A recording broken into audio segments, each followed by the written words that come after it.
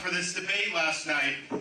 Part of it, though, was I was shown. I had never been to Tuscaloosa, to be honest. So I show up. University of Alabama's there. They hosted it, and this is coming off the week where the undefeated Florida State Seminoles were excluded from the college football playoffs. So just as governor, that's not something that's good. We obviously don't like that. But as a dad, it was more of a problem.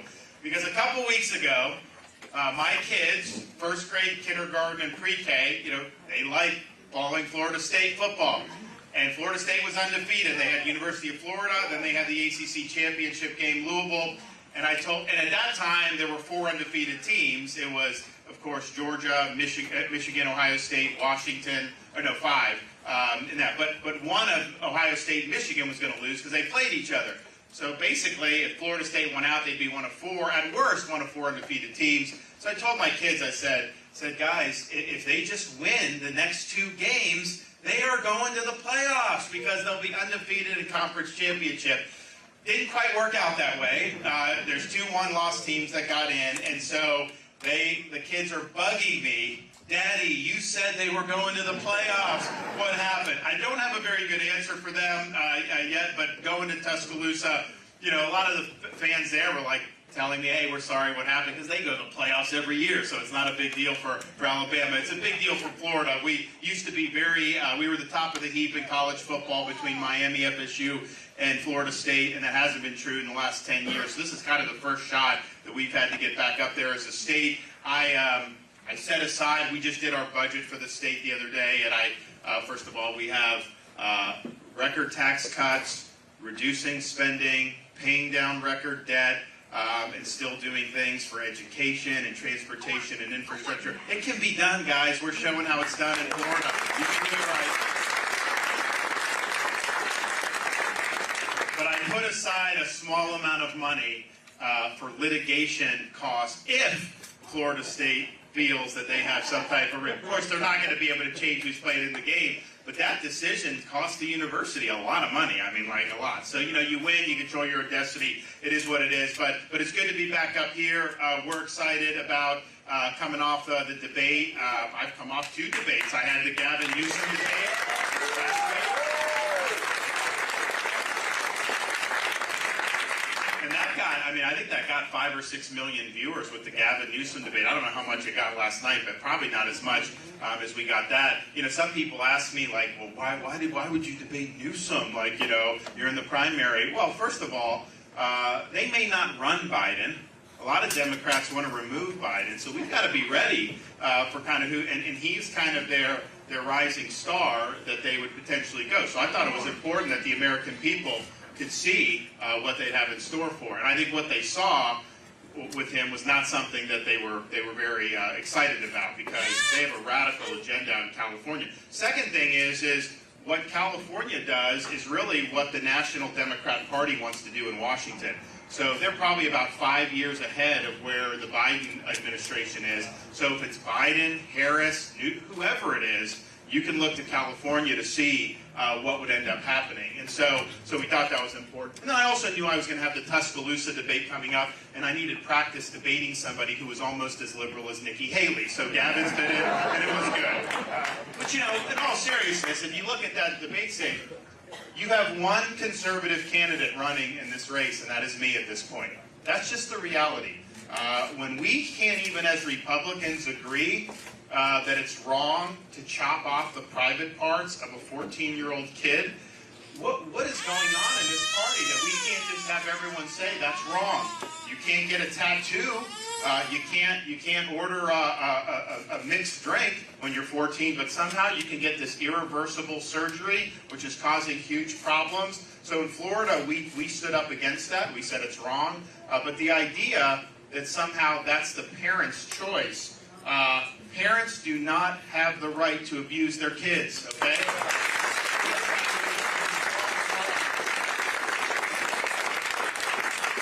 So that's a contrast, and I'm the only one that's dependable who's running on that. The other thing is you see these like liberal Democrats now on Wall Street and in Silicon Valley sending money to people like Haley. And the question is why are they doing that? The reason why they're doing that is because they know I'm the only one that's really a threat to what they're trying to protect. You know, this whole ESG cartel, we would end that as President of the United States. It's just, we would do it. We would not allow China to continue to eat our lunch. You know, a lot of these liberal Democrats on Wall Street, they make a huge amount of money on China. And so the question is, we need somebody who is going to be a strong conservative leader. We can't have a typical establishment politician that will just cave to these people, cave to the left, cave to the media, cave when things get tough. And if there's anybody running that's shown that he's willing to stand strong and fight for you, I'm the guy that's done that. I've done it time and time again.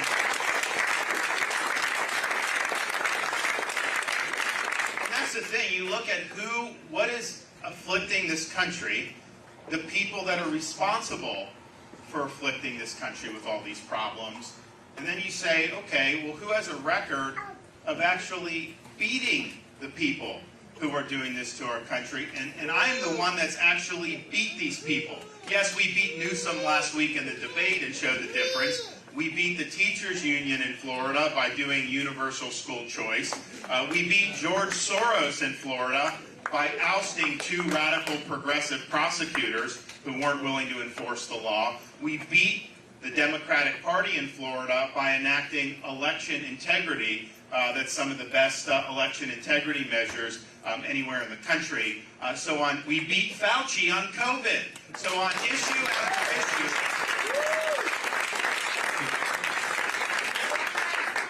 we're not just standing up and fighting, which you need to. A lot of these other Republicans won't even do that. But you got to win these fights. Because if you look what's happening in our country, sloganeering's not going to be enough for us to go. Even just winning the election, as important that was, that just means you can stop the other side from doing so much damage. It doesn't mean you're going to reverse the damage. The way to reverse the damage is to actually win these battles, win these fights. That's what we did in Florida. That's what we'll do as President of the United States. And then the other thing is, you need a leader. Somebody that's going to be able to articulate a vision for this country, somebody that's going to be able to implement that vision, especially when it's not easy. Because it's easy to be a leader when the wind's at your back. The question is, when the wind's at your face, when people are slinging arrows at you, are you still going to be able to be clear-headed? Are you still going to have that compass set to true north to make sure that you're not denied, that you're able to get the job done? That's what we've also done in Florida, and that's what we need to do as the next president. Because when you go up there, every single person in D.C. of any significance, by and large, is going to be working against you. The bureaucrats, the media, the left, the Democrats, even some of these establishment Republicans. And you got to be willing to go through that and get the job done. We've got a lot that we need to accomplish. We'll go in there on day one. People said, what's the one thing you're going to do on day one? I'm like, well, there's going to be a lot more than one thing on day one. So buckle your seatbelt. So we're going to declare the border to be a national emergency on day one. We're going to send military. We're going to stop the invasion. We're going to send the people back who came illegally. And we're going to hold the Mexican drug cartels accountable.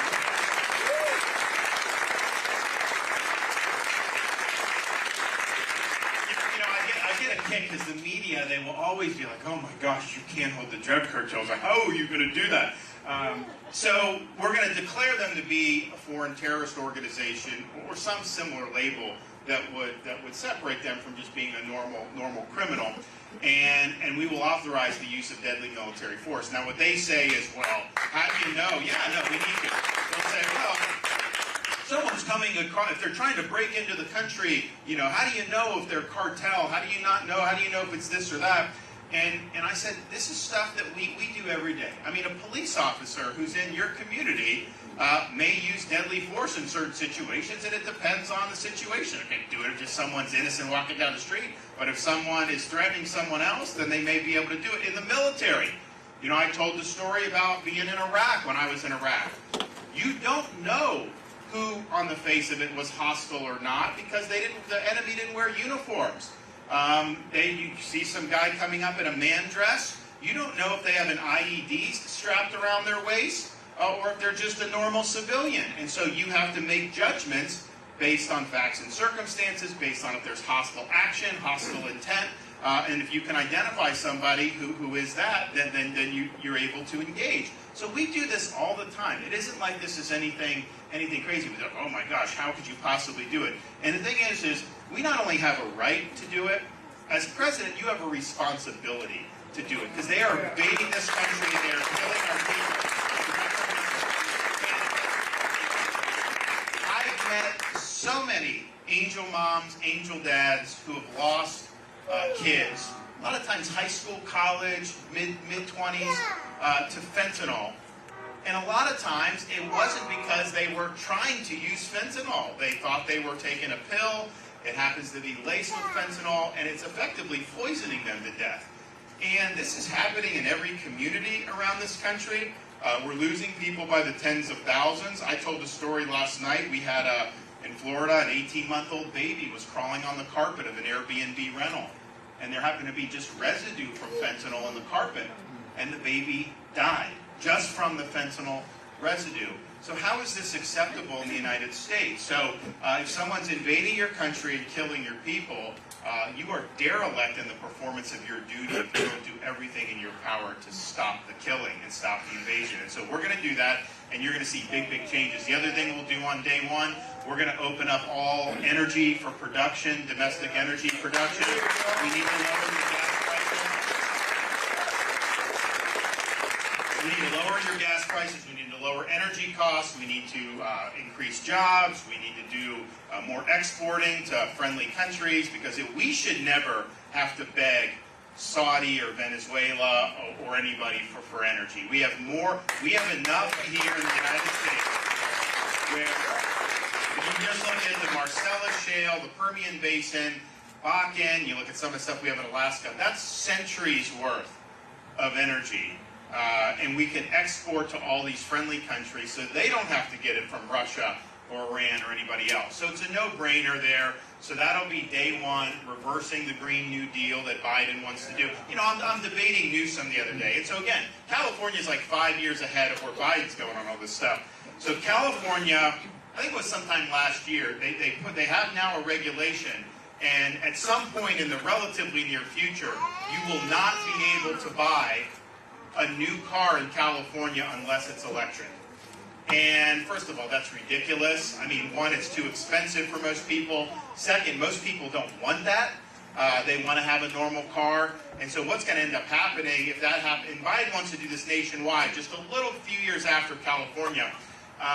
The thing about the California is, a couple days after they did that, the state put out a notice, all EV owners, do not plug in your EV. We do not have enough grid capacity. I'm thinking to myself, you don't have enough grid capacity there? How are you going to be able to do it if you have another 10-some million?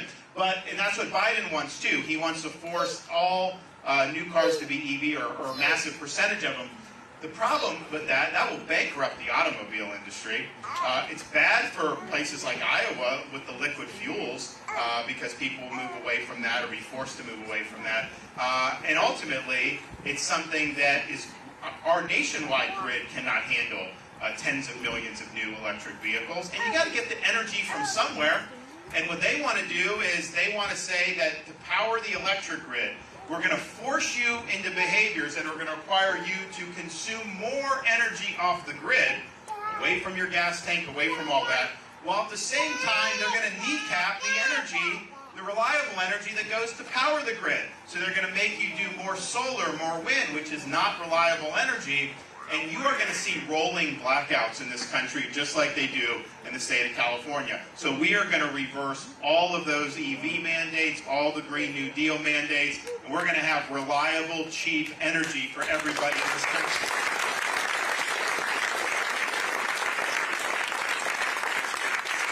The other thing we're going to do is, day one, all the rules, regulations, executive orders regarding Bidenomics. We're going to rip them up, and we're going to throw them in the trash can. And then we'll also let it be known to Congress, this won't be just, can't just do it on day one, but as they spend, we're going to be willing to veto spending if they're spending too much money. We're going to hold Congress accountable for what they're doing. We're going to hold the Federal Reserve accountable for what it's done to cause the inflation that we have now. The Federal Reserve should just be providing stable currency. They should not be economic central planners, so we need a new chairman of the Federal Reserve. We also need reforms so that we can get this stuff good over the long haul. And the number of the reforms we're going to need to do, we're going to have to work through the states to do it, but I have a plan to do that. But we need term limits for members of Congress. We need a balanced budget amendment to the Constitution. We need a line item veto for the president. You know, first of all, we have term limits in Florida for our legislature. It works. It works. People say, oh, the lobbyists will run. They already run the show in Washington. Give me a break. It works because it changes the incentive. You're there for 6 years, 8 years. Get something done. You have an opportunity to leave a legacy. Do it. In Washington, it's stay in office for as long as you can. And so the behavior changes. So it would be good. Balanced budget amendment. Make Congress make choices. They put everything on the credit card. They just keep doing that. Obviously, that's not going to be sustainable given where we are with the interest on the debt and all these other things. Now, we'll come in. We'll lower the inflation. The energy policy will. The economic policy, all that will. We'll lower the interest rates. But you still have massive amounts of debt in a way that's not sustainable. So the balanced budget amendment, Florida, I think Iowa too, you have to balance the budget. You got to make choices. I vetoed when COVID hit. I vetoed a bunch out of the budget, even some stuff I put in the budget because I didn't know what was going to happen with the economy, so I had to make choices. I vetoed a record amount of spending out of the budget because I want to make sure that we're paying down debt and doing all that. Line item veto is interesting. I have it as governor. I don't think Kim has it here, but when they give me a budget bill, I can sign the whole bill while vetoing individual spending projects out of the budget. So it's a great way to whack at pork barrel spending. So when I became governor, the most highest amount of vetoes was $800 million in a year. I broke that. I did $3.3 billion in vetoes in 1 year. That was 3% of the total budget that year that I reduced. But when Congress passes, and they shouldn't, but they pass these monstrosities, the thing is right now the president either signs it all or vetoes it all. That's your only choice. If you have that line item veto, things like sending your money to promote transgenderism in Bangladesh, which this government does, you can veto that. You can veto individual stuff that's out, and it would be really, really good for taxpayers. So I think those are three things that are really, really important that we need to do. You know, another thing I'm thinking about while you're seeing what's going on in these college campuses, do you see those presidents of the universities come before Congress? That was absolutely disgraceful. Places like Penn, you can go out and advocate for genocide of the Jews, and they shrug their shoulders, but they have fired people just because they opposed affirmative action. So they're trying to impose an orthodoxy. There's not academic freedom at these places, but they're allowing a lot of real ugliness to take over their campuses, and I think it's disgraceful. And your tax dollars should not go to fund them while they're doing this. This is unacceptable.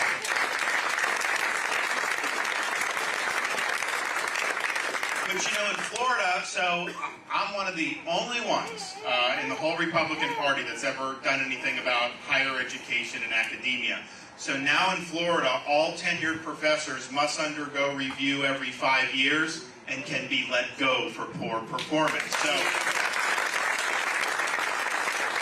the reason is, what we want from people that are in academia is pursuing truth, academic rigor. We want to prepare our students to be citizens of the Republic. We do not want professors who are trying to impose ideology on the students. We don't want the universities to become hotbeds of anti-Americanism, anti-Semitism, all the things that you see. And so we make sure that the people that are there doing a good job, reward, we'll pay you more. But if you're there to be an activist, then okay, go along your way. So since we've done these reforms, a number of professors have been cycled out, and you know the media will make it seem like threatening. Oh, professors are leaving, you know, the state of Florida. There's also a lot of professors coming because of the reforms we did, but they're leaving. And I'm thinking to myself, okay, if a professor of intersectional Marxism is leaving Florida, that is not a bad thing for Florida. That's a good thing for Florida. So. This is something that we got to take on as a country head on. because on this current course, you know, we keep churning out the next generation through some of these toxic institutions. Benjamin Franklin walked out of the Constitutional Convention. He was asked, did you give us a republic or a monarchy? His answer was a republic if you can keep it. He understood that, the founders understood, each generation would have to cultivate freedom. And that requires that we're producing citizens that have a good foundation, that understand what it means to be an American. And it seems like so many of these universities are trying to do the opposite with the kids that go through. So one of the ways you deal with it is the money, and withholding money, and then the accreditation. We are the ones at the federal government that actually approve the accreditors. You want to know why they have DEI and all this stuff? It's because these accreditors are basically captured by the left, and they require all that stuff, and that's part of the reason universities operate the way they are. We're going to do the opposite. You know, we're going to have accreditors that are going to accredit universities based on whether they're fulfilling the classical mission of a university. I don't want the DE&I where they're divvying up people by ethnicity, race, or gender. I want people to do well based on merit. And we need to restore a sense of merit and achievement to not only higher education, but also the military and corporate America. So we're going to get after that. The other thing, just as the only veteran running for president this whole time, and I'd be the first president elected since 1988 that is a veteran of a foreign war. I think it's important that we get our military back in working order. I think that the morale is low, the recruiting is low. They've indulged in a woke agenda. They've indulged in a lot of things that are not good for this country. So we're going to take the woke out. We're going to take the social engineering out. Everything that detracts from the mission on day one as Commander-in-Chief, we'll rip it out, we'll throw it in the trash. And we're going to focus on mission first again. And that's going to make a big difference in recruiting and morale, and also in performance if we're going to deter China and do some of the things that we need to do. So that's important to me, because I have veterans that come up to me now and say, you know, I don't know that I want my kid or grandkid joining the military. And that's a tragedy, because normally, even at the height of the Iraq War, I remember being in Fallujah when things were not good, you still had people that were signing up in relatively large numbers. No one, you sign up for the Marines, you're likely going to get sent to Fallujah. You're going to get sent to some of these places. People knew that, and they still signed up.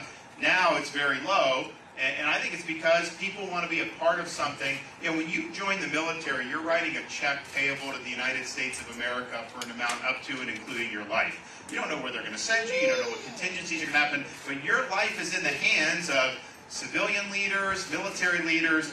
And I think when people do that, they're willing to do that just when they know that the decisions that are going to be made are what's going to be best for the mission. And that they're not going to sacrifice the mission to pursue some type of social agenda or political agenda. And when they see that the mission has lost focus, then they're not sure they want to write that check. And that's totally understandable why people would feel that way. So help is on the way. We're going to get that done. I think it's going to be really, really important. Look, we are coming on, you know, we're a little bit more than a month away now from this caucus. And you have it in your power to show that ultimately in this country, the people decide. The media doesn't decide who the candidates should be. The pundits don't decide. You have an ability to go out and make your voice heard, and you will change the trajectory of this country if you do that. So I'm asking for your support because I think that Iowa has an opportunity to really change the trajectory of this country going forward. I ask you to talk to your friends, your family, your neighbors, co-workers. Let them know that showing up to that caucus is going to be very meaningful on January 15th. And we'll do you proud. We'll be a good nominee. We'll win the election. We'll get all that done.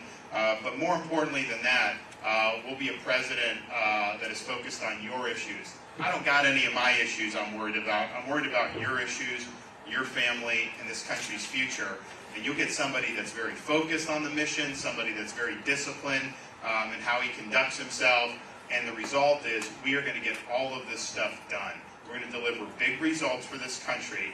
And we're going to be able to have serving 2 terms, which I think is important.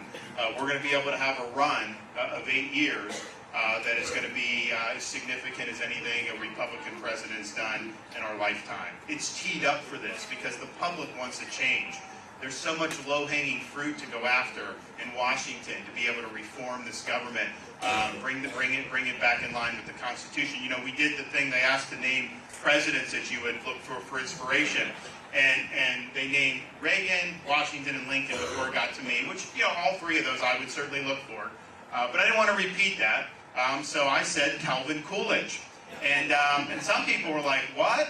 The Google searches for Calvin Coolidge went up very much. But if you go back and look at what he did, he was somebody that understood his oath to support and defend the Constitution of the United States. He understood the federal government had a limited role. He understood the concept of the 10th Amendment. He understood really good policy. The country boomed while he was there. And really got, you know, almost everything that he did right. He could have been elected again if he wanted to. He didn't, and retired. And then, of course, they eventually had, under Hoover, the Great Depression. Had Coolidge been in there, they probably would have gotten through that much better because he was just really, really good. But the reason why I mention it is because we desperately need to restore the U.S. Constitution as the focal point of our national life in America. We walked away from it, and that's not going to work. And throughout our history, when we were acting in ways that reflected the founding principles of this country has succeeded. We get in trouble when we ignore the founding principles of this country. And the founders were writing that down, that our rights come from God, not from government, that the purpose of government is to protect the rights that we already have, to make sure that we can have a society based on truth and order and everything. When they did that, you know, they understood that they were really charting a new course for humanity, that this was the time where we were going to determine whether people really could govern themselves. And they knew that subsequent generations would have to fight for this freedom, but they absolutely believed that the principles and the ideals that they were enshrining in the Declaration, enshrining in the Constitution, those were not just flavors of the day. Those were enduring truths about human freedom that would ultimately stand the test of time. And they were right about that. It's our responsibility to cultivate those freedoms, to make sure that those freedoms don't wither on the vine. And I refuse to be a part of a generation that leaves to our kids and grandkids an America less prosperous and less free than the one we inherited. So we have work to do. Let's get it done. Thank you, and God bless you. All right, anyone got any questions?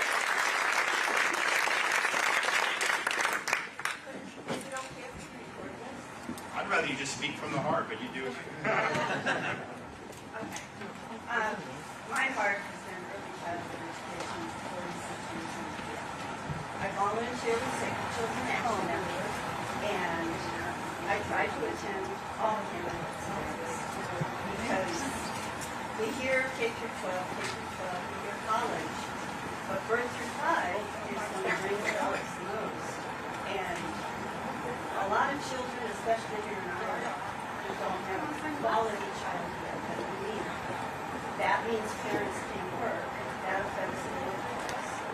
What would you do as president to ensure that all 24-year-olds have access to quality early learning so that they can start kindergarten when they go to school? Great question. Thank you. So I can tell you what we did in Florida. We've actually put an emphasis on early learning because I think you're right. If you get that right, especially by the time they're in 2nd or 3rd grade, the prospects are great. If you fail in that, if they are way behind by the time they get 2nd, the chance of them doing well is dramatically less. So we have things, we have voluntary pre-K for everybody in Florida. And it's something that parents don't have to do, but you're able to. So really, starting at the age of 3, kids can get in and have access to this. We also have universal school choice, so parents can go to any school that they want to, basically, in the state of Florida, which has really empowered, I think, a lot of families and parents. So what's the result of this? What's the result? So sometimes there's problems. Government just never makes any headway on them. How has this worked in Florida? What have the results been? Most recent NAEP exam, the only thing all 50 states take, Florida, 4th grade reading, number 3 in the country. And that we're a big, diverse state. So I don't think the federal government would take take over that, but we would definitely want to encourage that. We are going to do school choice nationwide. And that's going to be something that's going to be done. There's obviously going to be income limits. In Florida, it doesn't matter. I mean, you can be poor, working class, upper middle class. You have the money follows the student. That's just the philosophy. From the federal government perspective, if we did a program, which we're going to do, it likely have to be focused on probably the bottom half of students, but I think it would make a big difference, and that would be eligible for early learning, absolutely, because I think it's really, really important. So thank you for that. Yep. Oh, yeah, yes. There's a lot of issues, and they're all very complicated. About the legal immigration, how are you going to get those people out of here? Even not just ones that have crossed in the last few years, but people that are here illegally. They're taking our taxpayer money. We don't get the same benefits that they do. Our veterans don't get the same services. What are you going to do to get those people that are here illegally from whatever time period back out of this country? Great question. What's your name? Hey, thanks, Wanda. You know, it's also just with one of the things that bugs me with the illegal immigration. So when the tax on Israel happened, October 7th, I knew as governor, it's going to be something in Florida that's going to make an impact, because we have such strong relations between our populations in Israel. A couple days later, they say, you know, our people are stranded. They can't get out of Israel. The embassy's not helping. The State Department, obviously Biden wasn't doing much. So I was like, all right, you know what? I'll do it. So I did an executive order. We sent planes over to Israel, and we ended up rescuing over 700 people and bringing them back to the United States. Mostly Floridians, but not all. And so then what happened was Biden and his folks started to say, okay, we'll transport Americans to Greece. And then we're going to leave you in Greece and you figure out how to get home. But then they were sending them a bill to get from Israel to Greece.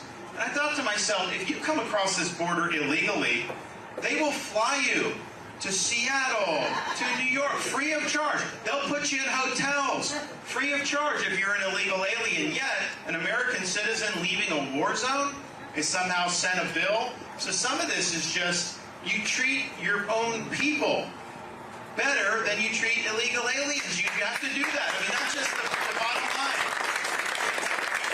So what do? Well, you know, Eisenhower did a big program in the 50s where he was able to repatriate a large number of people. You have to do that. But you also can condition benefits, employment, and all that on being in the country legally. So, for example, in Florida, we enacted, since I've been governor, something called E-Verify. So E-Verify means if you go for a job, they verify that you're legally either a citizen or you're in the country legally. And if you're not, then you're not eligible. And that E-Verify is just it's a tool to enforce existing law. Because the law right now in America is if you are here illegally, you are not eligible for employment. But that obviously isn't followed. So if you did the E-Verify, that would take a magnet away for why people come in the first place, as well as why people here. So I think we need to do it. The Republicans in Washington have talked about doing it. You know, the problem is, and I think you see this a little bit in the Republican primary, you know, Haley has said that there should not be a numerical limit on immigration, that you should talk to corporate CEOs, whatever they need, you should give to them. That's unacceptable. That's not right at all. Why? Because a lot of the big corporations, they just want cheap labor.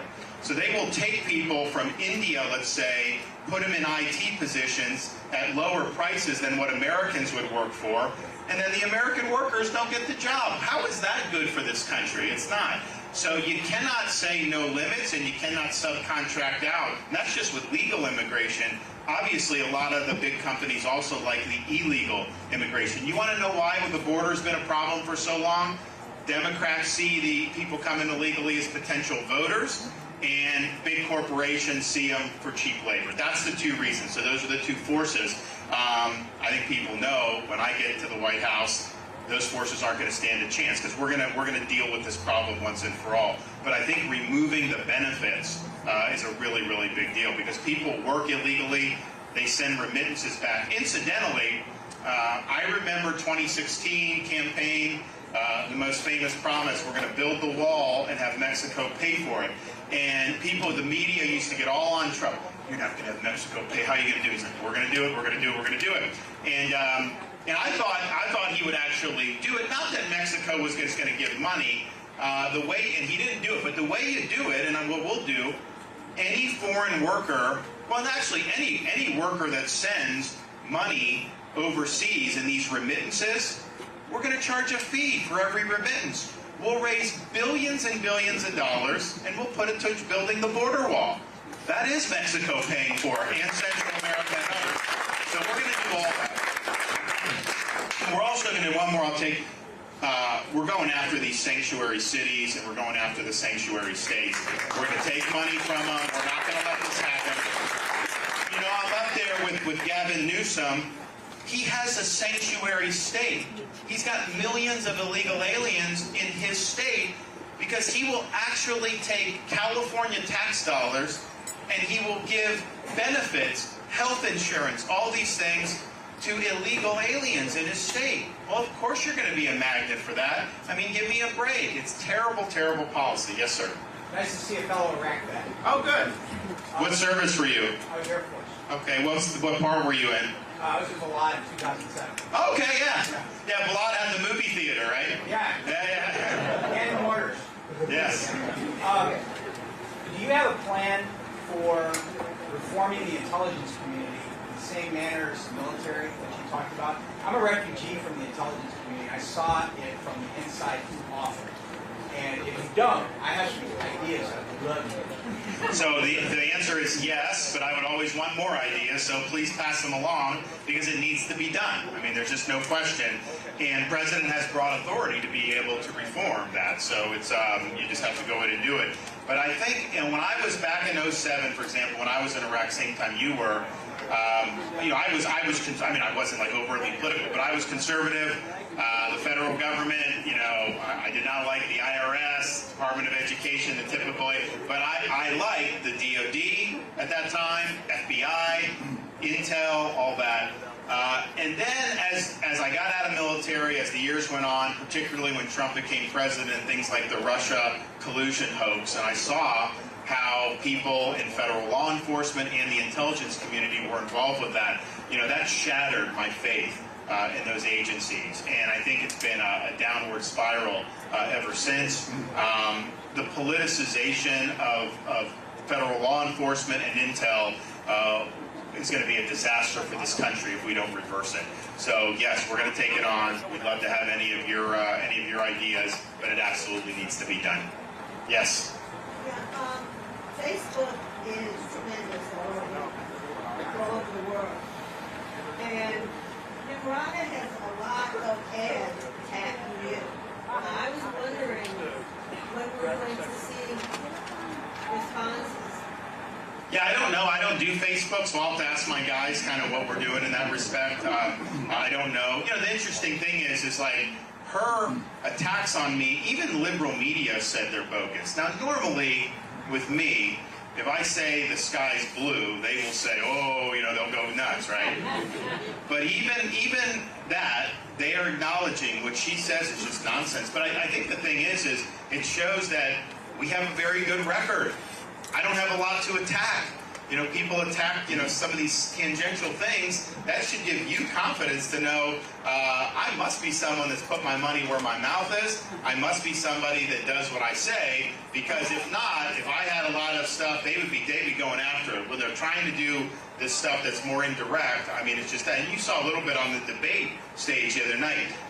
So when Haley was governor, the South Carolina legislature was trying to pass a bill that would have said men can't go into girls' bathrooms and locker rooms, and she killed it, and you know, she opposed it, and it's because like a lot of the corporations didn't like it, and she caved basically to pressure. But this is something that she's bragged about. I mean, in recent years she's bragged about it, saying like, oh yeah, when that came, we don't need that in South Carolina. You know, I killed it. I made sure to kill it. Okay, so then I called her to task for that last night. And she tried to say, you know, you said that these bathroom bills were wrong or something like that. And I said, well, wait a minute. I signed a bathroom bill in Florida. I actually got it done. I protected the girls. You didn't. I stood up, you caved. That's just the reality of the situation. But if she's trying to say, I'm opposed to something that I actually have a record of signing into law, that should tell you they don't have very much good stuff. And then a lot, we've exposed her on China because she's saying China's a threat, all this stuff. She was the #1 governor in America in bringing in investment from the Chinese Communist Party into her state. She bragged about it at the time. They gave land to a Chinese company miles away from a military base. And you go in front of the company, massive Chinese flag, all this. She wrote a letter that we put on our website at rondesantis.com saying, to the Chinese investors, you guys are such a great friend, all this stuff. And then we just put a video up where she was at this Chinese-owned company in South Carolina, Chinese flag behind her, saying that she works for them now, and talking about how great this was. So that's just the reality. That's just the fact. Now, she can say that she's changed her worldview, but she's trying to act like that didn't happen. And then she attacks me saying, there's this company in Florida that was brought in. Yeah, before I was governor, I didn't have anything to do with it. What was I supposed to do? And again, even these liberal media, who usually are quick to pounce on me, they said they searched, they could not find one example of Ron DeSantis bringing in or even recruiting anything from China, because I didn't do it. It just wasn't something that I wanted in our state. And of course, I've signed legislation banning China from buying land in the state of Florida, and that's on the books. You can see it. So I think that I think that's the case, but I don't know. I will look at that and see. Some of it is if you're somebody we've identified as a supporter, we probably wouldn't advertise to you because that's a waste of money. You're going to support us. This ad was about fracking. Yeah. Well, that's another one that's been debunked or whatever. Florida has in our Constitution limitations on drilling near the beaches, not because of being against, not because of global warming, it's just because of potential spills and stuff that have impacted the state in the past. And that's in the state constitution, and so she's attacking me for that. But which is fine. But then to say somehow that we're not gonna drill and all these other, of course we're gonna do that. You have to do that to be able to lower energy prices. So it's another phony narrative. Yes. First off, as a fellow veteran, I want to thank you for your service. What service were you? I was in the Navy. Okay. Fresh out of high school. I graduated in 2017. I actually just separated this year.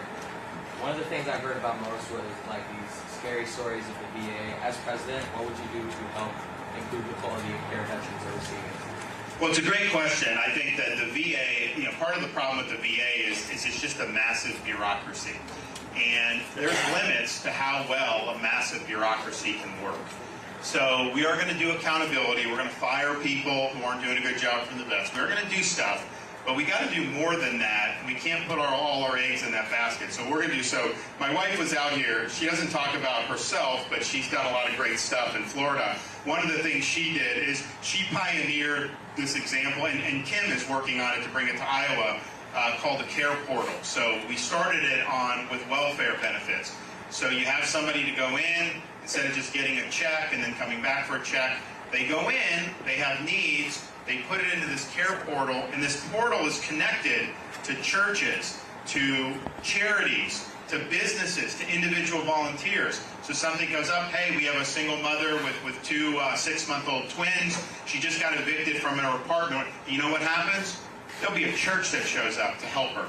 And when the community gets involved, and it's not just the bureaucracy, they never end up going back to the bureaucracy for assistance because they're on their way to self-sufficiency. So I envision the same thing like the VA. You go in, there'll be a portal. Every veterans group can plug in. We've got some tremendous veterans charities. For example, in Florida, we have a thing called Canines for Warriors that helps veterans suffering from post-traumatic stress by not pumping them with drugs all the time, but by pairing them with a specially trained service dog. And guess what? The suicide rate is much less as a result of that. So you can have all those groups plugged in. You can have businesses plugged in, because a lot of businesses want to help vets in their community. Maybe that's, hey, I need a job, Maybe, hey, I need some support, businesses donate money. Individuals, an individual. Maybe a vet's having a tough time with some of the mental health challenges, go in, need some. Maybe it's just a volunteer who lives close by, goes up and says, you know what, I'm going to take you to lunch and just see how you're doing, just let you know that I care for you. That could be the difference in someone deciding not to commit suicide. So when we go in, whatever the VA can do for you, fine, but you're going to be put into a portal that's going to go out. Because one of the things I found when I was leaving active duty, I didn't need any help, but I got a packet, and I did not understand it. It was bureaucrat, it was red tape, and I think a lot of veterans don't know what's out there. So we've got to use the VA to facilitate these connections. And guess what? You have you need mental health. There's probably better stuff that's out there with the veterans groups and other types of charity than what you'll ever get in the VA. So we're going to be able to do that. We're going to link veterans with that, and it's going to make a big, big difference.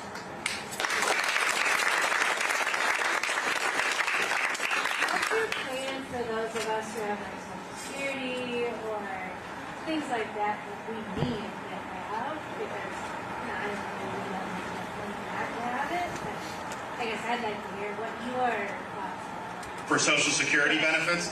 Yeah, look, I mean, people depend on Social Security. My grandmother lived till 91, and she never, Social Security was her sole source of income. So that's something when there's inflation, you get pinched because even with the cost of living, it doesn't cover it. And that really is people's livelihoods.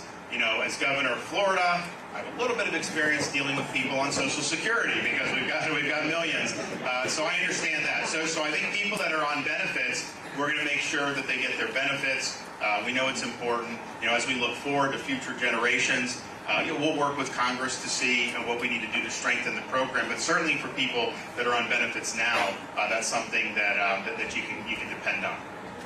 Yes. I have more of a comment than anything. So, the beginning of 2020, I told a few of my friends, it's like, this is the year that I'm really going to get into politics. And I'm going to try to understand things a little more. I never really did that in the past. It's like, holy cow, what the heck am I participating?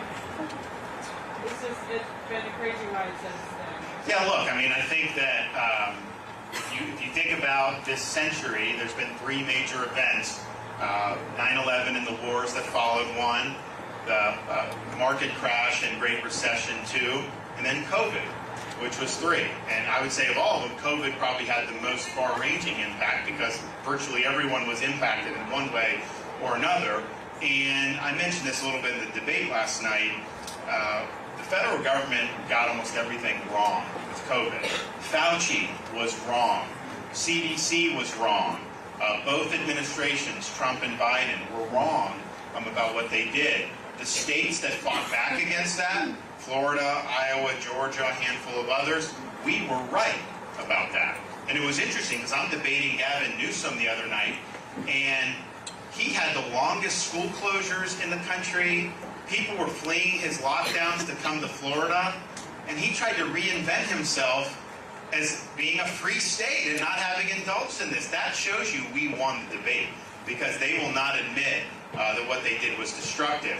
How they handled the mRNA shots, forcing it on people, saying you're not going to be able to work if you don't get the shot, like Biden tried to do. That is a massive abuse of power. Some of these blue states that lock kids out of school for a year and a half, massive abuse of power. Forcing people they closed churches in California forever. That's wrong. I remember when Fauci was complaining about churches, I had some local governments that started to give some of our churches a hard time. I did an executive order immediately saying churches can be open. You have a right to worship. So what happened with that, I think all the problems we've seen since then have grown out of that. For example, the BLM riots. I don't think you would have had the riots to that extent had they not had the lockdowns. I think people had all kind of pent-up frustration. I think there was a lot of stuff that was going on, and I think it made it much, much worse. Same thing with some of the other things that have happened, the inflation, the interest rates, all this stuff.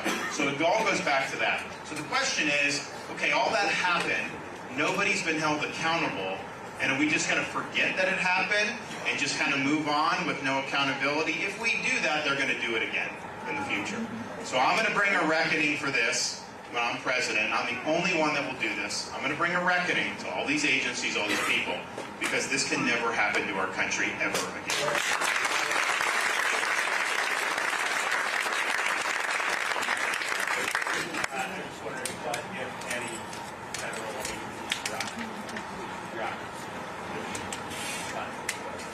I think we cut pretty much all of them. I mean, I think because like if you look at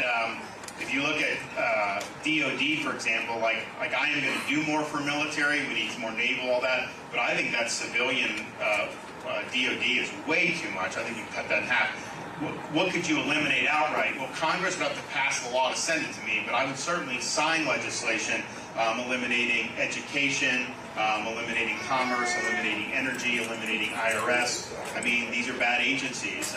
We got to get Republicans in Congress, though, to actually want to reduce government. They have not been willing to do that. But I'm ready. I have the pen ready to go. So if we can get that done, I'm all for it. Yes? So kind of on piggyback on that, the Republican Party leadership is disaster. So whether it starts from the top and all the way through Congress and whatnot. So even as a candidate, what can you do to try to bring more leadership and cast that vision to get people to buy into that? That'll make it easier when you do get elected to get those people on board. I know you've done a fabulous job before. Yeah, but I think so. Yeah, no, I think you're right. I think that is an important test. The Republican Party, really hasn't had much leadership. I mean, I would say the leadership in the last 3 years has really been Florida, Iowa, maybe Georgia. Like, we're the only ones that have been successful. We've had a lot of failures for the party. Washington's been a total disaster. But I think a lot of it is just going to be yes, as the nominee, I'll have a certain vision we'll lay out that I'll be able to rally people to. But I think it's once you win, you work with the members of Congress on the key pieces of legislation. January 20th happens, and it's just off to the races. And I think you're going to see, like we did in Florida, having put that vision out to the country, the voters are going to be telling these guys, get your act together, work with the president, and let's get this done. And you only have a certain number of shots at this. Even in an 8-year span, if you serve 2 terms, you don't have 8 full years to really strike with Congress. You have maybe the first 100, 150 days where you got a good shot. Then they go on recess. There's this or that. Maybe you have a month or 2 here. There's a midterm election. Then the Congress may change with that. You don't know. Maybe you have some time in those next 2 years, but then you have the re-election. People focus on that. You win re-election, you kind of get a 6 to 9 month crescendo of being able to do that. Then it's hit or miss in terms of that. And then once they have the midterm in your second term, you're a lame duck president. And it's not that you can't do anything, but the momentum just isn't the same. So with 8 years, you probably have about a year and a half of that in different windows where you really need to strike with Congress. We'll be ready to go on that. I mean, I think if you look when Trump came in, I think part of it is because they didn't expect to win, that they just weren't ready with the transition and everything. So they kind of got in there, and I remember his first full day in office. They did the travel ban that got hung up in the courts because they didn't have it vetted right.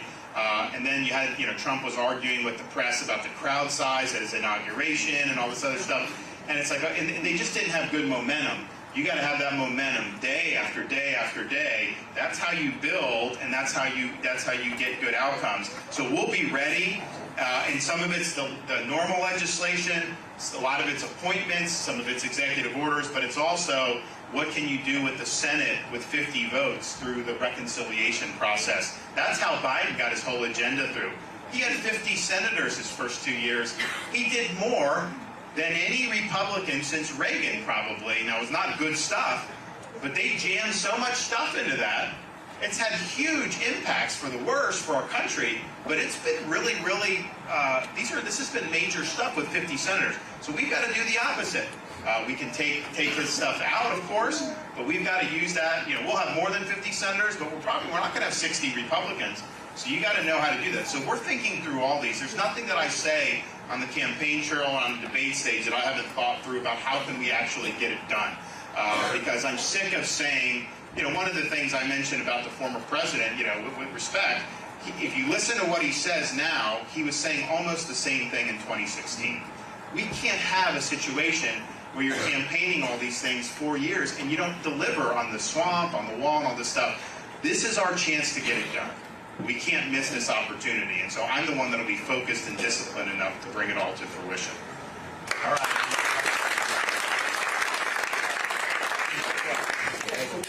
Last number of years we've had a lot of people in government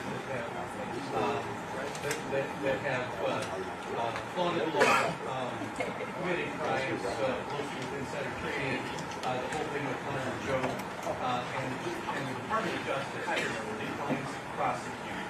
And so as the president, you would be the head of that organization. How can that change? How can that be called into account with a change in leadership? Because we'll have a single standard of justice with me as president. Right now, if you're connected to the swamp, you get away with it. They don't hold their own accountable. You had the one prosecution against the guy with the Russia hoax. He got acquitted by a D.C. jury. So you have to go in. You have to be aggressive as president to set the tone with justice and FBI. That we're not going to have this situation where people connected to the D.C. elites live under different sets of rules than every other American. That's intolerable, and we're not going to have it happen anymore. Now, on the whole stock trading, I think Congress should be banned from trading individual stocks. We have time for one more question, ladies and gentlemen. What I did was when I was I served 3 terms in the Congress. I recovered from that experience entirely, but I did serve 3. But before I came in, I sold my stocks. And I declined the pension for congressmen. They get this pension. I'm like, you know what? The average person's not getting this. Why should taxpayers be paying it?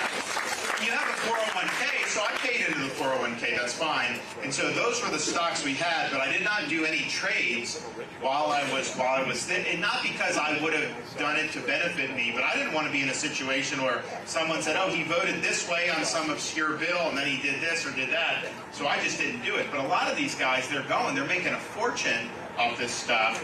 And the question is what kind of insider information are they bringing to bear? For example, you had congressmen when COVID, the rumblings that there was a virus from Wuhan, you started to see congressmen buying stock in medical supplies, emergency relief, all this stuff. You think to yourself, is that just a coincidence that they did that? Oh, they were in a briefing about how this is going to get really bad. That's not so good. So I don't think they should be able to do it. I think that would give, if you did term limits and you did that, I think that people would feel a lot better. I also did a bill, did not get much support, trust me, in Congress, but I did do a bill to eliminate congressional pensions because I think that that's appropriate to do. They should not be getting a pension on top of this 401k when most people in the private sector are only able to get 401ks. Okay, any more? Yes, sir. Yes, I was wondering, when you become president, what is your plan to do with gun violence? Because I totally feel that's totally been like the big issue like all around the world. We see here all these shootings at colleges, shocking all malls. Yeah, no. Well, I mean, I think I think it's a great question. There's, I think, 2 different factors to that. One is the crime you see committed with firearms that you don't hear the media talk about as much in like Chicago and these places. That's happening all the time. It doesn't get as much fanfare. Why is that happening? It's happening because they're not prosecuting the folks when they have an opportunity. They basically could prosecute them on crime. They let them back out. They let them out again. And then finally they kill someone. Well, you've got to have the zero tolerance. So I will prosecute, our U.S. attorneys will prosecute anyone committing a crime with a firearm as a matter of course. So if you rob somebody with a gun, you're going to be in jail for a long time. Right now, the liberals, they don't believe in using resources to focus on those gun crimes as much as they want to focus resources on trying to deny possession of guns from law-abiding citizens, and that doesn't work. Now, in terms of some of these more crazy people who clearly have problems, we need to have more ability to commit somebody who is a danger to the community. We used to have different stuff in terms of some of these institutions. We've done a big generation of deinstitutionalization. I'm not saying that you need to throw everybody in, but almost all these people have really, really serious warning signs. And if you take it seriously, we had a really bad shooting before I became governor in Parkland at a high school. And when it happened, within like an hour, with no official word on anything, almost everyone in that community knew who had done it, because they knew that this guy was a ticking time bomb. So we've got to take this seriously, and I feel like there's people on the streets who 50 years ago would not have been on the streets. They would have been in an institutional setting. It would have been better for them to be in that setting, and it's definitely better for the public overall. Any more? Yes. Sure.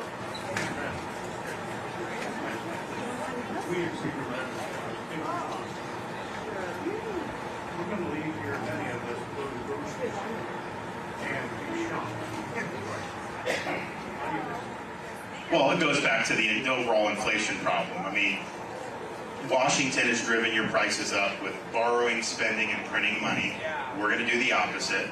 We're also going to do the energy, which goes into all the food prices, because that permeates everything in the economy. We drive down the cost of energy. You will see it reflected at the supermarket. And then just getting the government off the back of the economy, particularly of agriculture, of other small businesses, that's going to give things more room to breathe, and the prices will settle in better.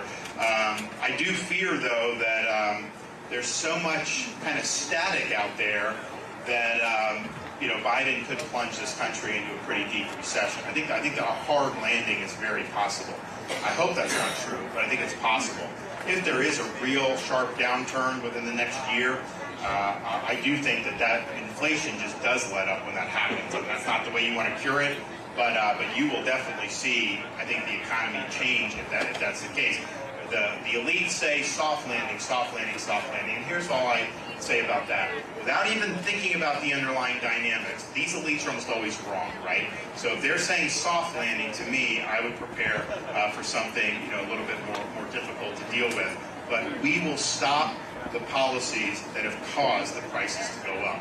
And we've got to do it. And Republicans and Democrats are responsible. It's not just Democrats. And we've got to, and in some respects, the Democrats, they don't pretend to be anything else other than what they are. The Republicans, all these Republicans run saying how fiscally responsible they are, how they want less government and less spending, and that they never deliver on that. In Florida, since I've been governor, we've eliminated a quarter of our state's debt. From the entire history of Florida, we knocked off 25% of the total debt. And that's because we make good decisions. And I have to, it's tough for me because I've got millions more people today than I did when I became governor. And, it's not like you just absorb that without cost. I've got to do more roads. I've got to do more schools. I've got to do more law enforcement. I've got to do a lot more stuff. And yet, even with that, we've been able to pay down the debt. So it can be done. You just need to do it. And I'm trying to think, when Reagan was president, he fought against the spending. When Gingrich became speaker in the 90s, they fought at spending. They actually did a good job. They forced Clinton to support a balanced budget. And it seems like since then, Republicans just have not done much. 2010, when they came in for the Tea Party, they did in the House work to cut, and they had some success, but that was very brief. And then really for the last 10 years, there's been very, very little interest amongst Republicans in doing this. And obviously, President Trump would say that, you don't lose election. No one ever loses an election by spending too much money, is what he told me one time. And I'm like, well, that may be true. I don't know, but is that good governance? I mean, is it all just about winning the next election? Or do we have a responsibility for the next generation? And I think we have a responsibility to think big, so we'll do that. Any other ones? Yes. Less of a policy, more of a character question. So, as governor, obviously, we make decisions every day. At the office of the presidency, the decisions don't worry about things going on. We've already discussed these policies for these issues in our country are really big issues. A lot of big decisions to be made. What informs your conscience? How do you just explain this? How do you make analysis? Well, part of it is I just have faith in God that gives me a good foundation. because I think that when you're in a leadership position, if you're standing for what's right in this day and age, that's not cost-free. They're going to come at you. They're gonna call you names. They're gonna throw arrows at you. They're gonna do that, and not everyone likes that. It's not that I like it, but I just understand that I have a foundation. I have my compass set to true north. I know almost everything that happens on a daily basis in politics and media is nonsense, and you just can't get swept up in it. They're going to do their thing. They're going to do their narratives, and you just got to focus on the task at hand, and that's ultimately what it's about. So that's what I did as governor. Also, when I became governor, and I'll have the same view when I become president, I sat down at the desk in the state capitol on the first day. I looked around. I thought to myself, you know, I don't know what SOB is going to succeed me in this office, but I know this. They're not going to have very much to do. I'm going to take all the meat off the bone. Anything I can do, I'm going to get out in front of. I'm going to lead. And we really just went on a blitz for really, I mean, probably for 4.5 years, first term, and then the whole legislative session this year, just day after day knocking things out. So I've accomplished, what I promised people I do, 100%. I've delivered on all that, which a lot of people can't say that they can do. And then just be somebody who, we need to be on offense. So we need to be out there, and the president will lead day after day. We're going to be putting points on the board. And what will happen is, you know, I roll out of bed, the left has a spasm, the media has a spasm. That's fine. We go do our thing. But then by the next day, they're complaining about what I did yesterday, and we're doing something else, and then something else, and then something else. We're not, I have a sense of urgency about, you know, your time is limited. At most, you'll have 8 years. You got to get the most out of it. Don't be worried about upsetting the apple cart. Don't play it safe politically. Just deliver. Get things done. Get out there. And what I find is, the reason why I don't worry about polls is because it doesn't matter what they say when you start. It matters what they say when you finish. And if you produce results, people that didn't like what you did to start, when they see the results, they're sold on it. And so that's really what it is, mission focused in delivering. We've got a lot that we need to do. Decisions will be important, but at the same time, you know, honestly, a lot of this stuff is low-hanging fruit. A lot of this stuff is not going to be rocket science. We know the country is going in the wrong direction. We know this government has been a total disaster. We know the bureaucracy is out of control. So we need to go, and now's the time for we the people to make our voice heard. So I'm asking for all your support.